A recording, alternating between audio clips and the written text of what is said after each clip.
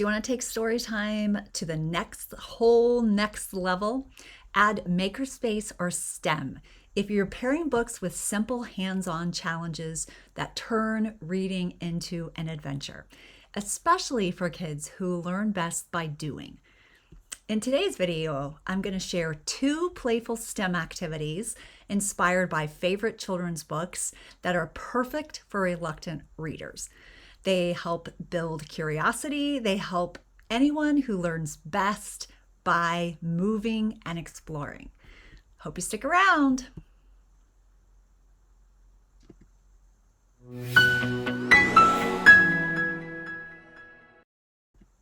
Hi, I'm Trina Devery, and this is One Tired Teacher Turned into Readers in the Making. Welcome, welcome. So today you're going to learn how to turn a story into a STEM challenge, easy ways to boost comprehension with hands-on learning, and ideas for home, homeschool, or even the classroom. All right, so let's jump in. So let's look at the first activity. Activity number 1, which is a solution for a character. Build a solution for a character. All right, often the struggle comes when some kids just don't emotionally connect with the characters and they are just moving through the plot and they're not feeling the feelings of the characters, and it's harder for them to remember stories like this when they don't have any idea how the character might feel. So one of the things that we can shift is a STEM shift. We can focus on letting kids step into the shoes of the character. It helps help them solve a problem. So for example, if we take a look at the first book that I want to talk about, which is The Pigeon Has to Go to School. This is a really fun book by Mo Willems. Kids love Pigeon, so that makes it even better. So you might ask kids something like, what kind of school would make Pigeon want to go to it? And allow them to think through what that might be. Or even if you position it as Pigeon has a problem, what's that problem? And you kind of figure out what the problem is, allowing them to brainstorm and give you ideas such as he doesn't want to go to school. And then you can say, how can we solve this problem? And they might come up with the fact that they need a new type of school. They need to get Pigeon excited. So you're going to challenge them to build, to design, to create this school, and you're going to use very simple materials like blocks, cardboard, Legos, clay, Play-Doh, drawing tools. Any of those things go. All right, another book that we can look at that is a fun one is called After the Fall, and this is by Dan Santat, something like that. Anyway, you might do something like asking about Humpty Dumpty and how could Humpty Dumpty use safety to get back on the wall? How can he safely get back on the wall? Because his problem is he falls. And so how can we solve this problem? And we allow kids to come up with open-ended solutions to how Humpty Dumpty can solve this problem. We don't tell them, get out a ladder, create a ladder. We don't tell them. We let them come up with ideas, and they can be all different kinds of ideas. So you're going to have your child design whatever solution they come up with, again, using simple materials. Why does this work? This works because kids are deeply engaged with the character's motivations, and with their problems, because they're having to create the solutions and then test them to see if they will work for the character. So they use creativity, they're connecting real world thinking with literature.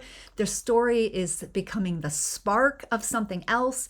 It's not just an assignment. So that's one way that you can get kids kind of more excited about reading. If you are liking anything you hear, please give me a like.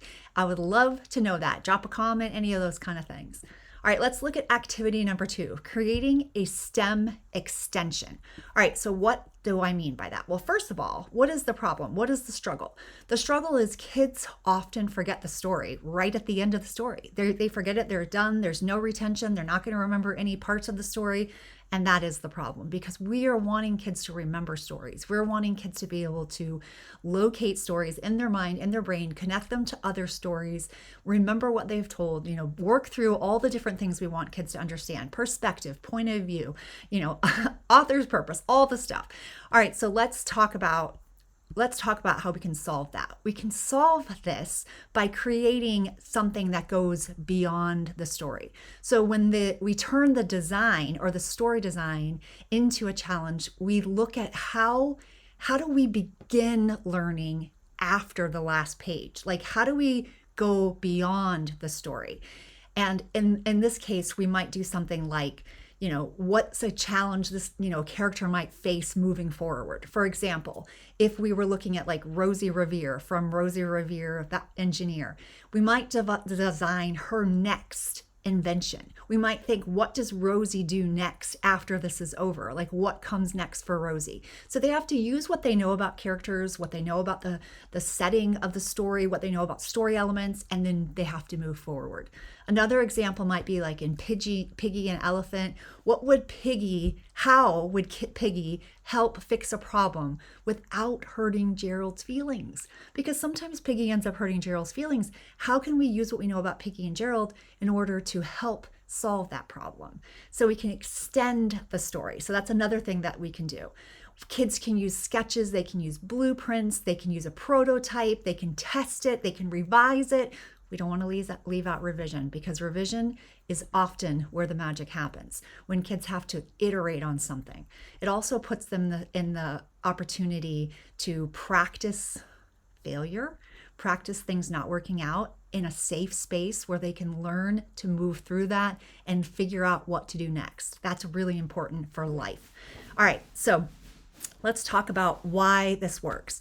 Well, when we extend the comprehension through storytelling and design, we're allowing kids to do something hands-on. We're allowing them to think through what might come. We're allowing them to go deeper. They have to know what they know from the story. They have to use that knowledge that they just gained, and they have to put it in a new purpose, which can be a really higher level way of thinking. We also want to help kids, apply what they read in their own personal way and in a meaningful way. And it gives reluctant readers a chance to revisit and reflect on a book. Okay, so if you heard anything you like, definitely give me a like. If you think someone else could benefit from this video, share it with a friend, and let's talk about what we can try tonight, or our final thoughts. When you combine books with hands-on activities like STEM, like Makerspace, when they're building and they're exploring, you're giving your child a whole new reason to read, or you're giving your students a whole new reason to read, because this is definitely applicable in the classroom or in a homeschool environment as well. It gives kids a reason to care about stories, and it's a much more joyful reading experience. So one thing I do have, and it's a freebie, and that's an after the fall freebie. I have created a challenge, and I have I have the challenge, which you can see here, and you can get it for free right below in the description of this video. And it comes with some other think sheets, so they work through the engineering design process. And if you want to go a little bit further and you want more information on how to get your child or your students to love reading, then I would love for you to join me inside of For the Love of Reading. It is my workshop. It is available at any time.